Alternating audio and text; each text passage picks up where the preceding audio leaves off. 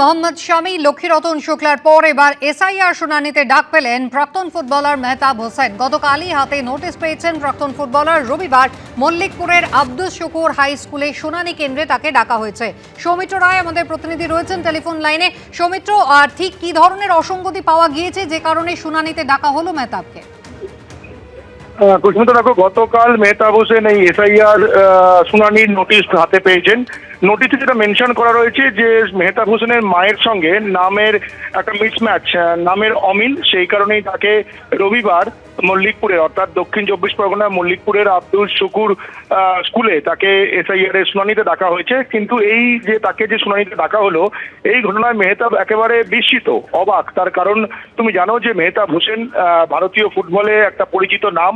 তিনি দীর্ঘদিন ফুটবল খেলেছেন, জাতীয় দলের হয়ে প্রায় 10 বছর তিনি ফুটবল খেলেছেন। ইস্টবেঙ্গল, মোহনবাগান, কলকাতা ময়দানের দুটো বড় ক্লাবে তিনি দীর্ঘদিন খেলেছেন। তারপরেও তাকে এই যে শুনানিতে ডাক, এবং যে কারণে তাকে ডাকা হলো, যে মায়ের নামের সঙ্গে তার লিস্টে যে অমিল, সেই কারণে তাকে ডাকা হয়েছে। সেই কারণে তিনি বলছেন যে এই ঘটনাটা তাকে ডাকার কারণ হয়রানি ছাড়া আর কিছুই নয়। এবং এর আগে মেহতাব হোসেন যেমনটা জানাচ্ছেন যে এর আগে তার মাকেও এই শুনানিতে ডাকা হয়েছিল। কিন্তু 2002-এর যে ভোটার তালিকা, সেই ভোটার তালিকায় মেহতাব হোসেনের নাম রয়েছে। মেহতাব হোসেন এখন নিউ টাউনের বাসিন্দা হলেও তিনি তার জন্মস্থান মল্লিকপুর, দক্ষিণ চব্বিশ পরগনা, সেই মল্লিকপুরেরই তিনি ভোটার, এবং সেখানেই আগামী রবিবার তাকে শুনানিতে ডাকা হয়েছে। কিন্তু মেহতাব হোসেন যেমনটা জানিয়েছেন যে রবিবার তার ব্যক্তিগত কাজ রয়েছে, তিনি রবিবার হয়তো যেতে পারবেন না, তার বদলে সোমবার তিনি এসআইআর শুনানিতে যাবেন। কিন্তু এটা যে স্রেফ হয়রানি ছাড়া আর কিছুই না, সেটা মেহতাব হোসেন একেবারে স্পষ্ট করে জানিয়ে দিচ্ছেন। কুসুমিতা, ধন্যবাদ সৌমিত্র। প্রাক্তন ফুটবলার মেহতাব হোসেন তিনি কি জানিয়েছেন দেখুন।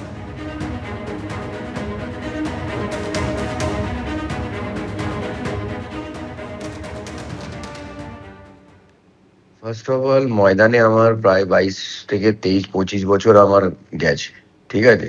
ইস্ট বেঙ্গল, মোহনবাগান মিলিয়ে আমি 17 বছর ফুটবল খেলেছি, 18 বছর ধরো। তারপরে ইন্ডিয়া টিমে 10 বছর।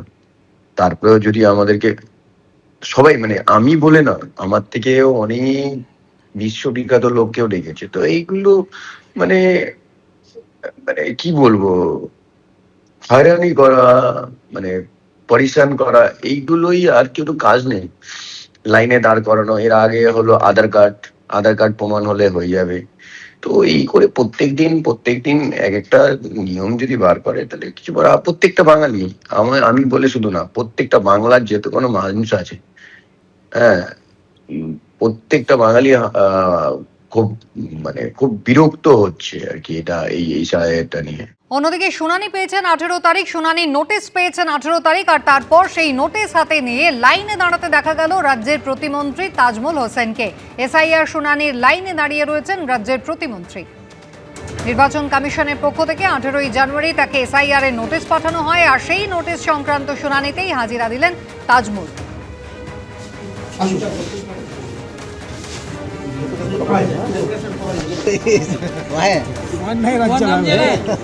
নির্বাচন কমিশনের পক্ষ থেকে তাজমুল হোসেনকে নোটিশ দেওয়া হয়েছিল 18 তারিখ, আর আজ তার ডাক পড়েছে। আজকে নোটিশ হাতে নিয়ে লাইনে দাঁড়িয়েছেন রাজ্যের প্রতিমন্ত্রী তাজমুল হোসেন।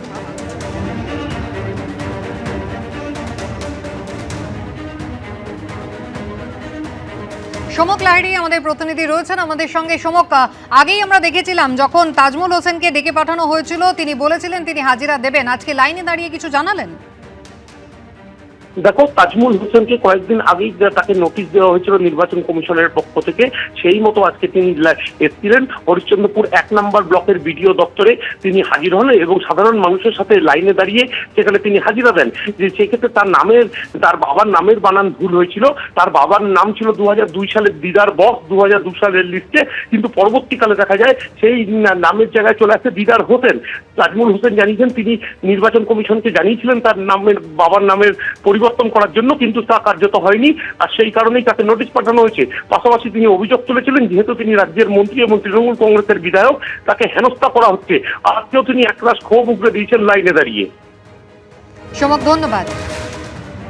হরিশ্চন্দ্রপুরের তৃণমূল বিধায়ক তাজমুল হোসেন নোটিশ পেয়েছেন 18 তারিখ, আর আজকে তিনি শুনানির লাইনে দাঁড়িয়েছেন। তার বাবার নামের সঙ্গে তার নামের মিল হয়নি, এবং সেই অসঙ্গতির কারণেই এসআইআর এর শুনানির নোটিশ তাকে দেওয়া হয়েছে। সংখ্যালঘু উন্নয়ন প্রতিমন্ত্রী এবং মালদার হরিশ্চন্দ্রপুরের তৃণমূল বিধায়ক তাজমুল হোসেন আজ পৌঁছে গিয়েছেন এসআইআর এর শুনানিতে। আমার ভাইরা দেখতে পাচ্ছেন, আমার হাজি সাহেব ভাই, আমার ছোট ভাই, আমার মেজো ভাই, আমার একটা প্রধান ভাই, সবাই গোটা ফ্যামিলির নামে এই হিসাবে এসআইআর নাম করে, এই যে এসআইআর নাম করে আমাদেরকে নোটিশ দিয়েছে। এই নোটিশের ফলে আমরা সবাই আজকে আমরা এখানে হাজির হয়েছি। আমাদের কোনো রকম অশান্তি না করে আমরা চাইছি যে হিসাবে আমাদের বিডিও সাহেব, আমাদের ইআরও সাহেব এবং আমাদের বিএলও সাহেবরা যে হিসাবে আমাকে নির্দেশ দিয়েছে, আমি সেই লাইন মতো সাধারণ মানুষের মতো আমি লাইনে এসে আমি নিজের হিয়ারিংটা করলাম, শুনানিটা করলাম নোটিশের। এসআইআর আতঙ্কে মৃত্যুর অভিযোগ। কুলপির উত্তর ভগবানপুর গ্রামের ঘটনা। মৃতের নাম নাজমা বিবি, বয়স 51। গৌতম মণ্ডল আমাদের প্রতিনিধি রয়েছেন টেলিফোন লাইনে। গৌতম, পরিবারের পক্ষ থেকে কি বলা হচ্ছে?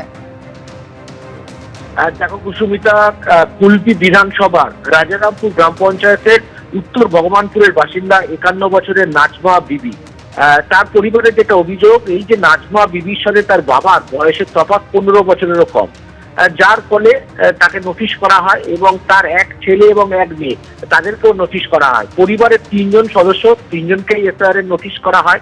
তার শুনানির দিন ছিল আজকে, স্থানীয় প্রাথমিক বিদ্যালয়ে তার শুনানির দিন ছিল আজকে, কিন্তু গতকাল এবং বেশ কয়েকদিন আগে থেকেই তিনি এই সমস্ত নথি জোগাড় করার জন্য বিভিন্ন জনপ্রতিনিধি এবং সরকারি দপ্তরে যাচ্ছিলেন এবং সেইটা করে তার ছেলে যেটা জানাচ্ছেন যে তাদের ঠিকমতো সেই নথি জোগাড় করতে পারেননি এবং তার ফলে থেকে তিনি বেশ কিছুটা চিন্তান্বিত ছিলেন এবং তিনি এছাড়া অন্যান্য অসুখতা ছিল কিছু, সব মিলিয়ে বলা যেতে পারে যে তিনি গতকাল দুপুর নাগাদ তিনি হৃদরোগে আক্রান্ত হন এবং সেই সময় তার ছেলে তার যে নথিপত্র সেগুলো জেরাজ করার জন্য বাড়ির বাইরে ছিলেন, কার জন্য তিনি বাড়িতে একাই ছিলেন এবং তিনি এসে দেখেন যে তার মায়ের গুরুতর অসুস্থ এবং কিছুক্ষণের মধ্যেই তাকে হাসপাতালে নিয়ে যেতে হয়নি, বাড়িতে মৃত্যু হয়। হৃদরোগে মৃত্যু হয়েছে বলে এমনটাই অভিযোগ তার পরিবারের এবং এই মৃত্যুর পরে স্থানীয় তৃণমূল নেতৃত্ব তার বাড়িতে যান এবং এই যে মৃত্যু, এটা নিয়ে একেবারে এই যে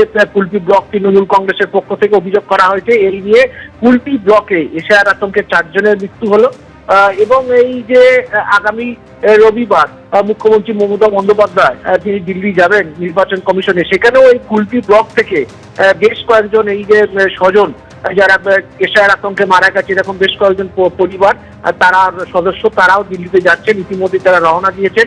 তবে এই মৃত্যু নিয়ে রাজনীতির অভিযোগ করেছেন, যে বিজেপির পক্ষ থেকে অভিযোগ করা হয়েছে যে তৃণমূল এই মৃত্যু নিয়ে রাজনীতি করছে। একেবারে গৌতম, এই জায়গায় আমরা একবার শুনে নেব শাসক এবং বিরোধী একে অপরের বিরুদ্ধে ঠিক কি অভিযোগ আর পাল্টা অভিযোগ করছে। এসআইআর আতঙ্কে নাজমা বিবি 51 বছর বয়স, গ্রামের নাম উত্তর ভগবানপুর, তিনি স্ট্রোক রোগে মারা গেছে। তার বাড়িতে হিয়ারিংয়ের নোটিশ দেওয়া হয়েছে। কারণটা একটাই যে বাবা মায়ের সঙ্গে তার বয়সের ফারাক 15 বছরের কারণে তাকে নোটিশ দেওয়া হয়েছে।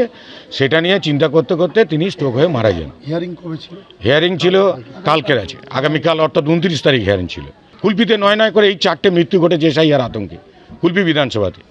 আজকে সেই জায়গায় দাঁড়িয়ে যারা এসআইআর করেছে, কি কারণে করেছে, তারা কেন এটাকে মানুষকে রাস্তায় দাঁড় করাচ্ছে? এসআইআর নিয়ে কোনো আতঙ্ক নেই, কারণ স্বচ্ছ ভোটার তালিকা বানানোর দায় হচ্ছে নির্বাচন কমিশনের। আতঙ্ক যদি কেউ ছড়ায় একমাত্র দায় হচ্ছে তৃণমূল কংগ্রেসের। এরা যে কোনো মৃত্যুকে নিয়ে আতঙ্ক ছড়াচ্ছে এবং সাধারণ মানুষের মধ্যে এটা ভয় ভীতি ধরাচ্ছে। আজও অবধি একটা ডিএম দেখাতে পারলো না যে এসআইআর আতঙ্কে মারা গেছে, সেরকম ধরনের প্রমাণ আজও অবধি নেই।